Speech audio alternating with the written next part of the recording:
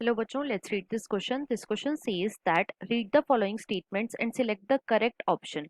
तो बेसिकली ये जो क्वेश्चन है इसमें हमें दो स्टेटमेंट्स गिवन है, statement 1 and statement 2, and we have to mark the correct choice as option A both statement 1 and statement 2 are correct, option B statement 1 is correct but statement 2 is incorrect, option C statement 1 is incorrect but statement 2 is correct, and option D both statements 1 and 2 are incorrect.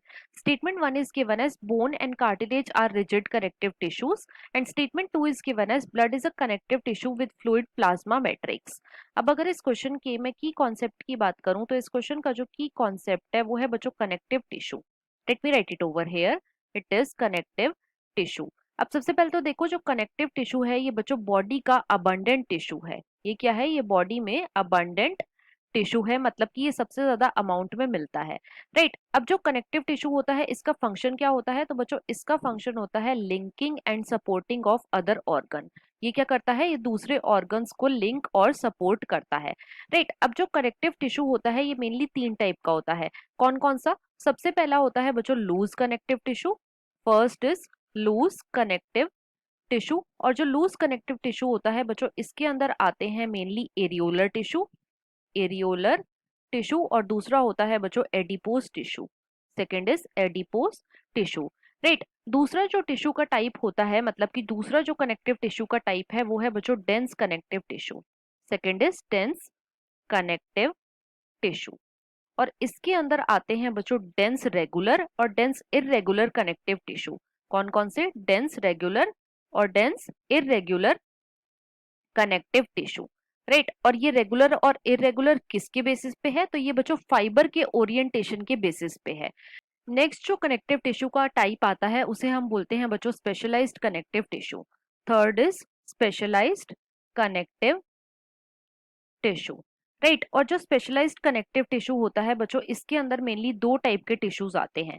एक होते हैं skeletal type के और दूसरे होते हैं बच्चों fluid type के. Second is fluid type. Right. Skeletal specialised connective tissue में आते हैं बच्चों बोन और कार्टिलेज. इसके अंदर क्या आते हैं? इसके अंदर आते हैं बोन एंड कार्टिलेज.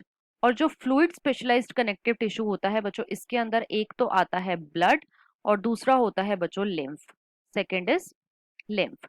अब देखो जो बोन और कार्टिलेज हैं ये कैसे कनेक्टिव टिश्यू होते हैं? तो बच्चों ये रिजिड कनेक्टिव टिश्यू होते हैं. और ये रिजिड क्यों होते हैं? क्योंकि देखो जो बोन होती है इसका जो मैट्रिक्स होता है इसके अंदर प्रेजेंट होते हैं बच्चों कैल्शियम, कैल्शियम के सॉल्ट्स प्रेजेंट होते हैं जो कि इसको रिजिड बना देते हैं. और जो कार्टिलेज है बच्चों इसके मैट्रिक्स के अंदर एक प्रोटीन प्रेजेंट होता है जिसे हम बोलते हैं कॉन्ड्रिन प्रोटीन जो कि इसे रिजिड बना देता है. अब क्वेश्चन में देखो स्टेटमेंट 1 में हमें गिवन है bone and cartilage are rigid connective tissue, तो ये बिल्कुल करेक्ट गिवन है. और जो ब्लड होता है ये कैसा कनेक्टिव टिश्यू है? तो बच्चों ये एक टाइप का फ्लूइड कनेक्टिव टिश्यू है. और इसके अंदर क्या होता है? इसके अंदर जो फाइबर्स होती हैं बच्चों ये प्रेजेंट नहीं होती, मतलब कि ब्लड के अंदर फाइबर्स जो हैं ये एब्सेंट होती हैं. राइट. इसका जो मैट्रिक्स होता है वो कैसा होता है? वो होता है बच्चों फ्लूइड इन नेचर. अब देखो क्वेश्चन में जो स्टेटमेंट 2 गिवन है इसमें हमें गिवन है blood is a connective tissue with fluid plasma matrix, तो ये भी बिल्कुल करेक्ट गिवन है. राइट. तो क्वेश्चन में हमारी दोनों ही स्टेटमेंट ट्रू है, तो इसके अकॉर्डिंग जो हमारा मोस्ट अप्रोप्रिएट ऑप्शन होएगा वो है बच्चों option number A, that is both statement 1 and statement 2 are correct. So the final answer of this question is option number A. I hope you understood it well. Best of luck.